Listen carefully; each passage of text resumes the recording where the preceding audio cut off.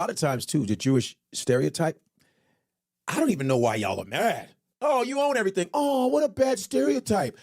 God, I would love that shit. It comes from in Nazi Germany. I love that stereotype. Nazi oh, we Germany, own everything. Well, hold up. This is where it comes from. In Nazi Germany, Jews didn't own everything. They were told that they own everything, which made everyone go and attack them and eventually kill 6 million. So being funny is a superpower. You could use it for good. You could use it for bad. Right. There are certain lines. You know, when Dave Chappelle came on and started making jokes about anti-Semitism, and not everyone took it seriously. For me, I didn't like what Dave Chappelle said at all because he's desensitizing society. What did you like in the jokes? I would like to know. That'd be interesting. So let me just give another example of Dave Chappelle. Yes. Right? Imagine after Floyd being killed, George Floyd, right? Very heavy situation. The whole world was moved. I'm sure you were hurt and you were serious about that situation, right? Imagine a non-black person comes on and starts making fun about racism right after that happens. Would people then say, oh, well, everything... What is the joke he's telling them? Okay, so let's break down what Dave Chappelle said. First of all, he starts his monologue with a speech saying that he condemns anti-Semitism, but joking about it, not being serious. As if you make a monologue and then all of a sudden anything you say is going to be okay and everyone's laughing. No, wait.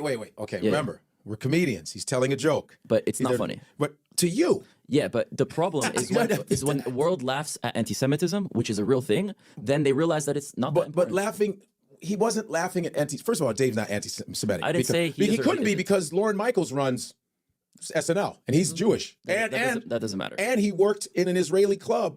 That still doesn't matter. That doesn't matter. I think it could be or couldn't be. It's based on himself, not based on his surroundings or where he lives. So he said, "This will buy you, Kanye. This will buy you some time."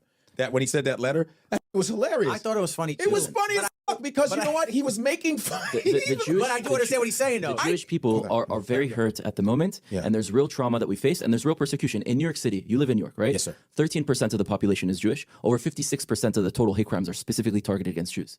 Nobody understands our struggle and what we face. Well, here's the thing. I don't know that. I didn't know that percentage because we get shot a lot. So I don't know because we're always getting arrested. You shouldn't and hear any of our trauma as a competition or any way. No, it's not a competition. I don't know because I think that everybody hates black people. I really believe that because it shows. And I've seen, and like I said, I don't like anybody being dehumanized. I don't play that shit. That's real.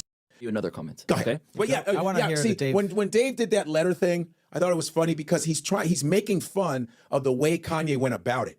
That's what he's making fun of. But even if Kanye read a letter, which by the way, in Kanye's speeches and in his interviews, he was talking about how he loves Jews so much. So he said those things, that he supports the Jewish community, he loves the Jewish community, he envies the Jewish. So he said those things, but he also said other things. So let's break down the problematic things that were said. So first of all, when you're starting your monologue by making fun of dealing with anti-Semitism is by making a statement, but then you're allowed to say what you want, is a little bit problematic. Then he said things like, well, you know, Jews have to stop blaming black people for their Holocaust. I mean, you're Jewish. Have you ever heard of a Jew in your life blaming black people for the Holocaust? We talked about that. We talked about it last in the minds of people that, oh, next time they see a Jew, oh, they blame me for the Holocaust. But they called like certain black leaders Hitlers.